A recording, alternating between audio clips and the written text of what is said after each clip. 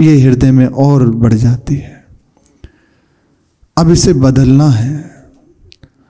प्रभु ने कृपा करी, सत्संग सुलभ किया, अपने अनुरागी प्रेमी जनों का संग दिया, श्रीधाम का वास, आश्रय, अपने चरणों का आश्रय। अब इस मन को पलट देना है। अब तक ये मन शरीर के भोगों के अधीन हुआ, संसार में विचरण करता रहा। अब प्रभु की अधीनता, गुरुजनों की अधीनता। केवल इस एक बात, ये दिख रही है बहुत छोटी सी, लेकिन बहुत सामर्थ्य से युक्त बात है, अधीनता। हमारी दुर्गति का कारण अधीनता है, अन्य आश्रय है। और आज अभी केवल पलट जाइए, हरि गुरु के अधीन हो जाइए। प्रति पल हृदय में अनुभव होने लगेगा कि मेरा उत्थान हो रहा है, मेरा दुर्गति का मार्ग बंद हो गया। हृदय में आने लगेगा कि अब इस जन्म में प्रभु मिलेंगे। ये एक बात, अधीनता, हरि गुरु की अधीनता। प्रभु की अधीनता सीधे इसीलिए नहीं कह रहे कि अभी हमने प्रभु को देखा नहीं, अभी हमारा उस अव्यक्त सत्ता से परिचय नहीं। केवल एक हृदय में विश्वास है कि प्रभु हैं, कहाँ हैं, कौन हैं, ये नहीं जानते। इसी को पाने के लिए हम चल रहे हैं। तो क्या करें फिर? गुरुदेव, संतजन साक्षात प्रभु ही हैं, उनके चरणों में अपने सर्वस्व को अर्पित करके बस चल पड़ो। ये बात हृदय में अनुभव वे स्वयं करा देंगे। उनके अधीन हो जाओ, उनके वचनों के अधीन हो जाओ। जैसे कहें हमारे में ये सद्गुण, ये दिव्य सद्गुण हमारे हृदय में तो है नहीं, अधीनता आदि आदि। तो आप इस विषय में चिंता क्यों करते हैं कि आपके हृदय में सद्गुण नहीं है? आपको तो बस इतना करना है कि वचनम करिष्यितों में, जैसा कह दिया बस वैसे हो जाओ। अब कैसे कहें? सच्ची बात, हमारे दुख का कारण केवल इतना है, हम माया के अधीन हो गए, जो है नहीं, भ्रम के कारण। और आज अभी यदि ये पलट जाए, केवल पलटना है, प्रभु की अधीनता, अभी मुक्त हो जाओगे। अभी इसी क्षण, अभी आनंद की वृत्ति हृदय में जागृत हो जाती। अन्य आश्रय ना हो, भागना पड़ेगा, नहीं तो छोड़ना पड़ेगा। हृदय में आ जाएगी कि मैं चल नहीं सकता। किसके बल से? संसार की अधीनता है, भोगों की अधीनता है, बहुत दुख है, बहुत अशांति है, बहुत क्लेश है। किसको? मन को, क्योंकि वो अभी संसार के अधीन है, भोगों को अपना माने है, उसमें अपने आप को दिए हुए, इसलिए विचार करता है कि परमार्थ बहुत कठिन है, भजन करना बहुत कठिन है, मैं नहीं चल सकता, बहुत जलन है, बहुत अशांति है, नहीं आगे बढ़ सकता, इसलिए लौट जाता है, गिर जाता है। फिर आगे प्रभु कृपा करेंगे, फिर अवसर देंगे, लेकिन इस समय चूक गए। इसलिए पहला कार्य करना है, हमारा आश्रय जहां जहां उसको काट देना है। बिल्कुल कोई आश्रय नहीं, किसी का आश्रय नहीं, केवल प्रभु का आश्रय। और ये होता संतों की कृपा से। सत्संग सुना, हृदय में विवेक जागृत हुआ, बैठ के विचारना चाहिए हृदय में। उपासक, साधक, भक्त प्रभु का आश्रित विवेकवान होता है, विश्वासी होता है। एकांत में बैठना चाहिए। क्या कारण है मेरी जो गति है उठ क्यों नहीं रही? देखो, भजन मार्ग में चल रहे हैं, प्रभु ने अवसर दिया है, स्वयं से विचार करना चाहिए। इसे आप काट नहीं सकते। इस बात को आप अपने से प्रश्न कीजिए, क्या कारण है? जिस लाभ के लिए मैं आया हूं, उस लाभ से वंचित क्यों हूं? मैं कैसे बिखर क्यों रहा हूं? हम महापुरुषों का चरित्र श्रवण किया, प्रभु की कृपा का, करुणा का महिमा सुनी हृदय में, तो आकृष्ट हुए, आए। अब मैं पीछे क्यों हट रहा हूं? क्यों मेरे हृदय में निर्बलता जागृत हो रही है?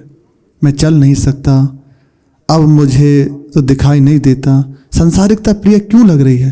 नहीं तो इस मार्ग की उपलब्धि है। प्रति पल हृदय में नवीन आनंद, नवीन वैराग्य बढ़ता जाएगा। कहाँ त्रुटि हो रही है, ये आपको किसी से पूछना नहीं है, आप स्वयं विचार कीजिए। सत्संग के वचनों का जो श्रवण किया उनका मनन करें और अपने हृदय की धरा को देखें। मैं कहाँ हूँ, क्या कारण है, किस कारण से मैं उठ नहीं पा रहा।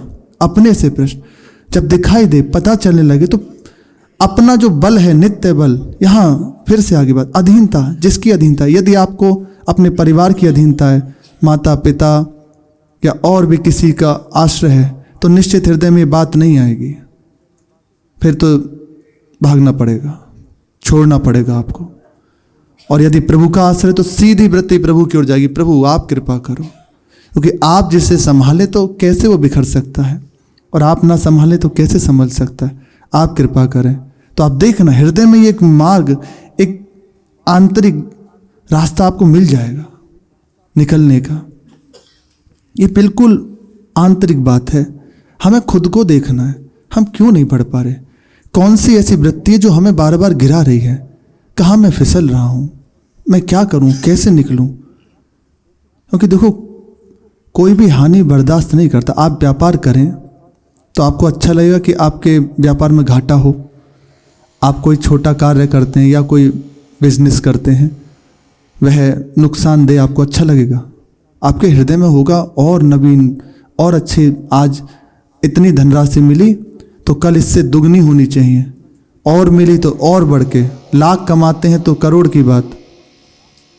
और हृदय में आएगी, मेरी वार्षिक या मासिक सैलरी इतनी है और बढ़ जाए। वहाँ घाटा सह नहीं सकते, फिर परमार्थ में घाटा क्यों। हमारा भजन निरंतर बढ़ना चाहिए। क्या कारण है, क्यों मैं जी चुरा रहा हूँ, ये अपने से देखे। उपासक के हृदय की बात है। नहीं, अगर ऐसा देखा ना तो खिलवाड़ हो जाएगा जीवन से। ये सब बातें ऐसे आगे जाके आपको एक केवल बात लगने लगेगी, हृदय पे प्रभाव, क्योंकि आपने महत्व नहीं दिया ना, उसका पढ़ना बंद हो जाएगा। आज अभी यदि सावधान ना हुए, हमसे यही चूक हो जाती है। पहला बात, अपने सारे संबंधों को काट दे। मेरा कोई नहीं, कल कहा था, पहली बात स्वीकार कर ले, श्यामा श्याम के सिवा मेरा कोई नहीं। मेरे जो कुछ है केवल श्यामा श्याम, और उनकी अपार हेतु की कृपा मेरे ऊपर है। दो बातें, सारे संबंध विच्छेद होना प्रारंभ हो जाएंगे, उनकी प्राप्ति मुझे करनी है। पहला कार्य करें, अपने सारे संबंध। आप कहीं भी हैं, आप घर में भी रह रहे हैं ना, भजन मार्ग में तो चल रहे हैं, प्रभु की ओर तो चल रहे हैं। मुख्य बात यह है, अपने पहले आप प्रभु को अपना मान लीजिए। नाथ सकल संपदा तुम्हारी, मैं सेवक समेत सुत नारी। ये जो कुछ है सब आपका है और मैं आपका सेवक हूँ। मेरे केवल आप हैं, ये सब कुछ आपका, या ये सब कुछ आप ही हैं, जहाँ आपका भाव बन पाए। ये पहली उपासना की वृत्ति। आप घर में हैं तो इस भाव से, और वैराग्य मार्ग में गुंजाइश ही नहीं, दूसरा नहीं, केवल श्यामा श्याम मेरे हृदय में। प्रतिपल आप प्रभु की ओर दौड़ते चले जाएंगे। प्रतिपल हम जो गिरते हैं, झुकते हैं, अन्य आश्रय ले लेते हैं। अमुक अमुक हमारा है, अमुक जन हमारा प्रिय है। अब संशय है, दुर्गति नहीं होगी पर बहुत लंबी यात्रा हो जाएगी। कब वो यात्रा पूर्ण हो इसकी नहीं कह सकते, लेकिन मार्ग बहुत लंबा हो जाएगा, घाटा हो जाएगा। जिस वस्तु की, जिसकी, जिनके नाम की इतनी महिमा है, एक नाम त्रैलोक हितार है, फिर हम हार स्वीकार कर लें, हम घाटा स्वीकार कर लें? नहीं। पहला कार्य कर दे, मेरा कोई नहीं। ये सबके लिए है, ऐसा नहीं कि केवल वैराग्य मार्ग के पथिकों के लिए गुरुजन उपदेश करते हैं, सबके लिए। आप घर में है ना, तो पहला कार्य करें, ये सब कुछ प्रभु का है, मेरे केवल प्रभु। आप देखो, घर में रहते हुए परमहंस स्थिति प्राप्त कर लोगे। आश्रय अन्य का बना रहता है। यहाँ भी है तो संसार के आंतरिक आश्रय रहता है। यदि ये भोग नहीं भोगा तो कैसा, आगे जाके यही वृत्ति गिरा देती है। समझ जाए, अब हमें हानि स्वीकार नहीं करनी। देखो कितनी कृपा प्रभु की है। बार बार सत्संग, गुरुजनों का संग, उनका डांट, उनका दुलार, डांट भी दुलार ही है, प्यार, उनकी करुणा भरी दृष्टि, उनके भजन का संकल्प, उनकी कृपा में बैठ के चलना, ये अहेतु की कृपा से तो मिल रहा है, बस थोड़ा सा सावधान हो जाओ, उनके सिवा किसी और को अपना मत मानो, तो प्रतिपल बढ़ते चले जाओगे। माया की एकदम जैसे कृपा में प्रभु की अद्भुत दृष्टि है ना कृपा की आपके ऊपर, ऐसे ही माया भी भगवान की शक्ति है, उसकी भी तीव्र दृष्टि है। जरा सा चूका बस ले जाएगी उठा के। इस मार्ग में थोड़ी भी ढिलाई आप आश्रय मत लो। हाँ, पूर्व वृत्तियां जो स्वभाव संस्कार बस हमें गिराती हैं, ऐसी हैं, मन की वृत्ति है ऐसी, कहीं ना कहीं गिरा दे, उसकी चिंता ना करें। प्रभु कृपा करेंगे, नाम को छोड़े ना, प्रभु का भरोसा ना छोड़ें, वह सब ठीक हो जाएगा। प्रतिपल प्रभु करुणा करके आराम आराम से जितना आप सह सकते हैं उन्हें संभाल रहे हैं एकदम। यदि छोड़ दिया तो हो सकता है खींचातानी हो जाएगी। आज से ऐसा नहीं करेंगे तो खींचातानी होगी, क्योंकि चित्त की स्थिति अंतर है, अभी भोगों में है, इसलिए भटक जाओगे। क्या करना है? धीरे धीरे जैसे जैसे गुरुजन बताते जा रहे, नाम का बल हृदय में, प्रभु के चरणों का आश्रय, बस बढ़ते चले जाओगे। ये छूट जाता है और हम व्यक्ति का, वस्तु का, किसी का बल ले लेते हैं, अब हानि हो जाती है, अब गिरना पड़ेगा। अब एक एक वृत्ति आपको गिरा देगी, बहुत निर्बल हो जाओगे। और जहाँ प्रभु का बल लिया तो बहुत सबल हो जाओगे। श्री हरिवंश नाम वल लहो, अपने मन भाई सब को, मन भाई सब को रहो शरण हरिवंश की। कहीं गिरने का भय नहीं रहता। मार्ग में यदि कभी ऐसा उतार चढ़ाव आता है, वह उठाने के लिए आता है, ऐसा नहीं कि वह प्रभु से ही दूर हो जाए। इसमें सावधानी। प्रसंग चल रहा था, ये बहुत जैसे कुछ जब देखा जाता है ना, गुरुजनों की एक करुणा भरी दृष्टि होती, तब ये बात सुनने को या देखने को मिलती है। यदि इन बातों को हम ध्यान रख लेना तो बहुत जल्दी हमारे हृदय में परिवर्तन अनुभव आने लगे। हमसे ये चूक ना हो। हम सत्संग सुनते हैं, संतों का चरित्र सुनते हैं। आप देखिए किसी भी महाभागवत का, संत का प्रसंग उठाकर, उसके हृदय में एक ही बात, प्रभु के सिवा कोई मेरा नहीं। प्रारंभ यहीं से होता है और पूर्णता में इतनी बात रहती है, हाँ केवल मेरे प्रभु हैं। यहीं से तो हमें ये इस बात को स्वीकार करना, मेरे केवल श्यामा श्याम। मीरा जी स्वयं कह रही हैं, मेरे तो गिरधर गोपाल, दूसरों न कोई, दूसरा कोई नहीं। इसलिए कहीं कोई बाधा नहीं। कैसी विकट परिस्थिति है, जहर दिया जा रहा है, परिवार में ही सब विरोध में है, लेकिन कोई उनको कष्ट कुछ भी नहीं। आगे जाके यहां तक कह दिया मीरा जी ने, किसी को कोई रोक टोक नहीं, चाहे जो आए चाहे जो जाए, हमारी दृष्टि में केवल प्रभु हैं, हमारे रखवाले प्रभु हैं। वह देखें हम इधर क्यों किसी राग द्वेष पालें अपना।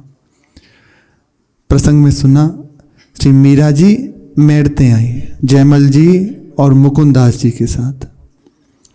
वहां आकर मुकुंदास जी ने श्री बीरम देव जी को सारी परिस्थिति बताई कि चित्तौड़ की हालत बिल्कुल खराब है, वहाँ की चौकियाँ ढीली हो गई हैं, सामंत रूठे बैठे हैं, और जो वहाँ के शासक हैं विक्रम सिंह बिल्कुल अयोग्य हैं, किसी की कुछ नहीं सुनते, सबका परिहास, सबको कटु वचन, और नशा किए हुए सभा में नाच गान होता रहता है। 5000 पहलवानों को पाल लिया है, कोई भी ऐसा सामंत नहीं छोड़ा जिसका उपहास ना किया गया हो। बीरम देव जी ने जब ये बात सुनी तो बहुत दुखी हुए।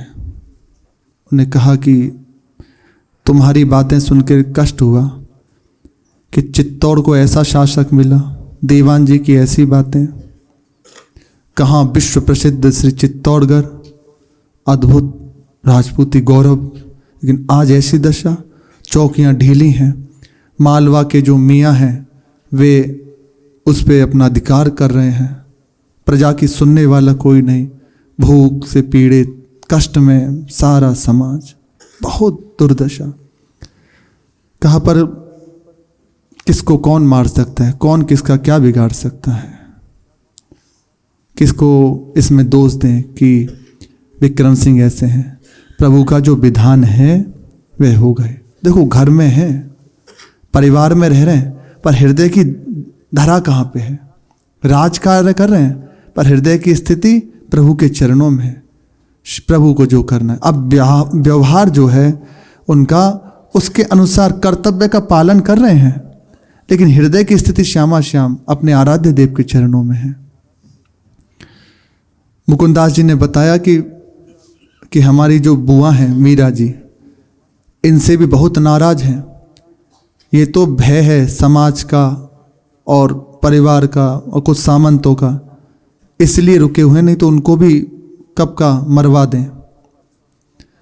श्री वीरमदेव जी कहते हैं नहीं नहीं, मीरा के रक्षक चार भुजानाथ हैं, उसकी ओर कोई देख सके इतनी सामर्थ्य किसी की नहीं, तुम निश्चिंत रहो। हाँ, चित्तौड़ की ऐसी हालत सुनकर हृदय में क्षोभ हुआ। मैं तो सोचता था कि यदि चित्तौड़ कहीं रण चढ़े तो अपना मस्तक उतारूं, ये अवसर मुझे मिले, पर ऐसी वहाँ की दुर्दशा है। प्रभु जाने, जो करेंगे मंगल में होगा। मीरा जी जब मैरते पधारी तो उन्होंने देखा एकदम पूरा मैरता परिवर्तित हो गया, वहाँ का स्वरूप बदल गया, बिल्डिंगें बन गई बड़ी बड़ी। जिस महल में उनकी माँ रहती थी उसमें अब कोई और रह रहे हैं। जहाँ के छाजे छोटे छोटे थे अब बड़े हो गए, ऊंचे ऊंचे। जो परिवारी जन थे सबके विवाह हो गए, उनके छोटे छोटे बच्चे हुए हैं, नवीन नवीन बालक हैं, और चारों ओर हरियाली, बहुत विस्तार, क्योंकि समय परिवर्तनशील है। वो देख रही हैं कि जब वो छोटी थी अपना कक्ष देखा कि यही मेरा बचपन बीता, माता जी का कक्ष, और सब देखते फिरे। अपने श्याम कुंज में पधारे जहाँ श्री गिरधर गोपाल जी को दुलार करते थे, वहाँ आकर देखा अद्भुत परमाणु आज भी हैं। पूज्य श्री राधा बाबा जब गए तो रोमांच से युक्त हो गए, नेत्रों से अश्रु बहने लगा।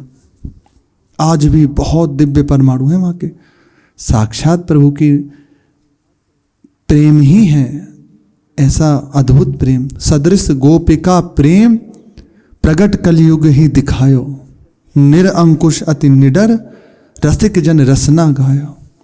साक्षात जैसे ब्रज गोपिकाओं ने प्रभु से प्रेम किया, ऐसे ही किसी की लोक लाज नहीं, कोई मर्यादा नहीं, एकमात्र आराध्य देव से प्रेम, कुछ समझ नहीं। ये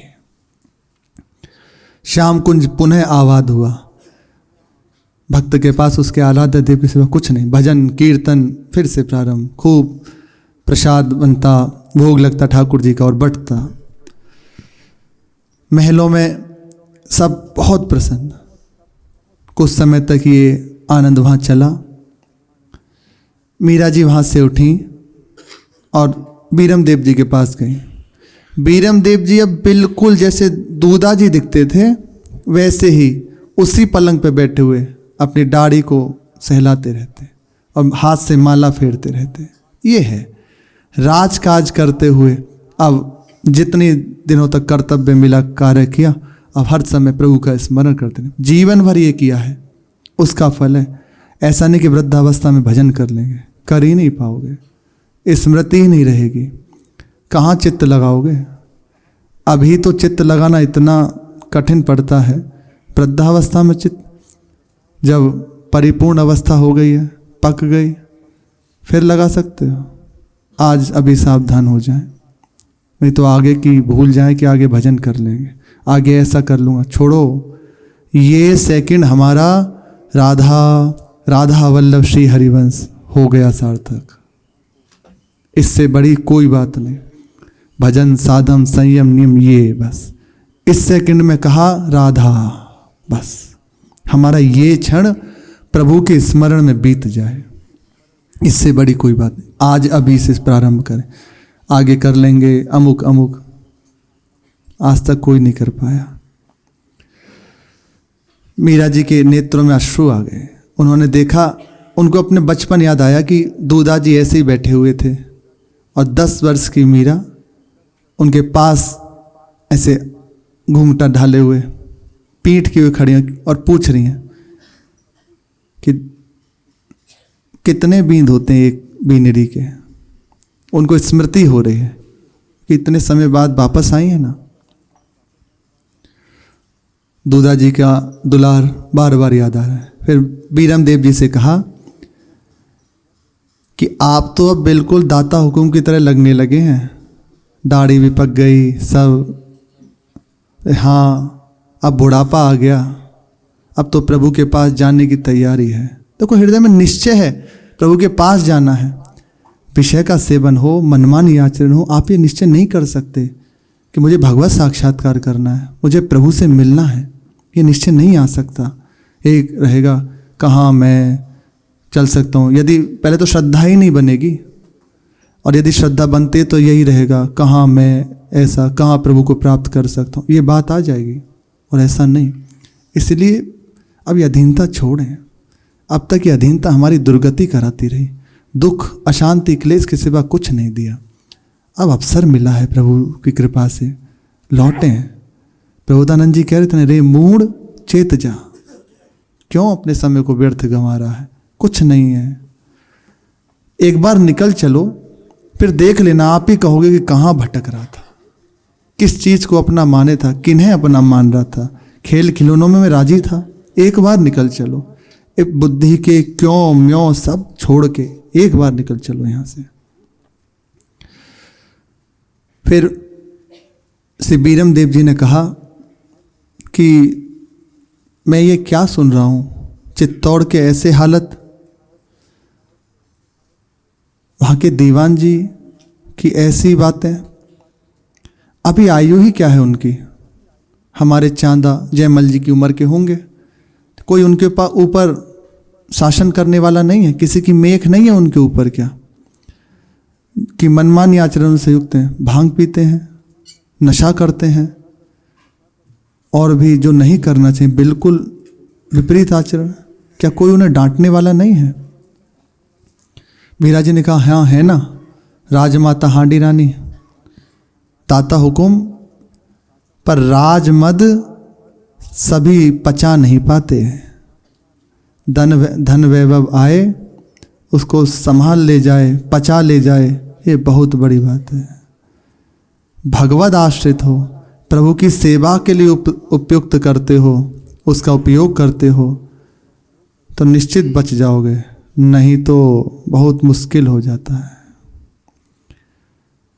फिर बीरम देव जी कहते हैं, हमने सुना है कि बहादुर शाह गुजराती आक्रमण के लिए बिल्कुल तैयार है, उतावला हो रहा है, सीमा की चौकियां ढीली हो गई हैं, उमराव जो वहाँ के हैं बड़े बड़े बलवान सैनिक और भी सब रूठे बैठे हैं।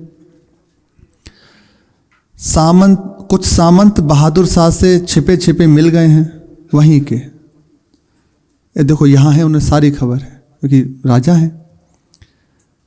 मीरा जी कहती हैं देखो प्रभु को जो रुचे सो करें, अपन इसमें क्यों मन दें, अपने को क्या करना है, अपने को बस अपने प्रभु को देखना, उनका क्या खेल हो रहा है, अपने को ये अधिकार नहीं दिया। ऐसे ही अपने उपासक जन अपने को सेवा दिया केवल प्रभु की प्राप्ति की, भजन करने की, अपने को नहीं देखना कि क्या हो रहा है।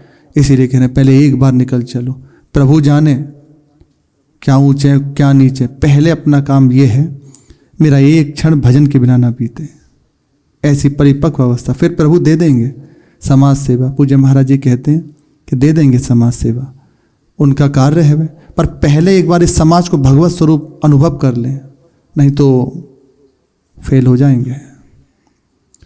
राग कटा नहीं, हृदय में दृढ़ वैराग्य आया नहीं तो फिसल सकते हैं।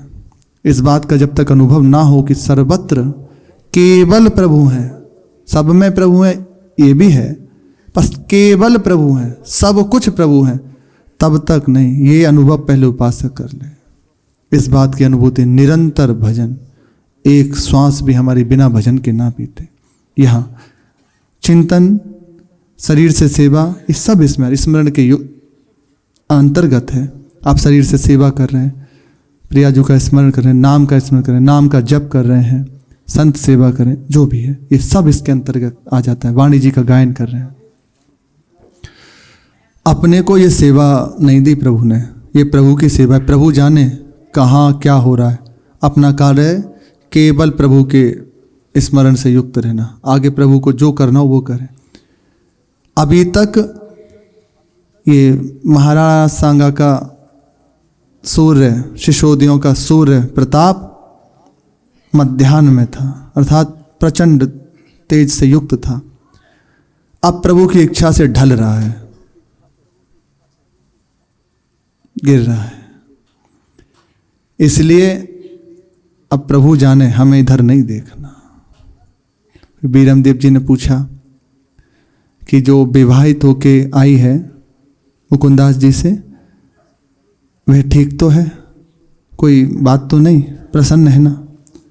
मीरा जी कहते हैं कि कभी कभी अपनी दाई की याद करके रोने लग जाती है। बोले हाँ, उनको खूब दुलार दें और अपने पास रखें। 1 वर्ष तक मीरा जी मेड़ते रहीं, 1 वर्ष खूब सत्संग कीर्तन। जो चित्तौड़ पुष्कर आने वाले संत जन थे, भक्त जन थे, वह अब मेड़ते आने लगे। जहाँ बैठ जाए भक्त वहीं से प्रारंभ हो जाते हैं। उनके दर्शन करने के लिए, उनके पदों को सुनने के लिए, उनके उपदेश सुनने के लिए मेड़ते आने लगे। 1 वर्ष तक वहाँ सत्संग चला, कीर्तन हुआ, ठाकुर जी का खूब सुंदर भोग राग।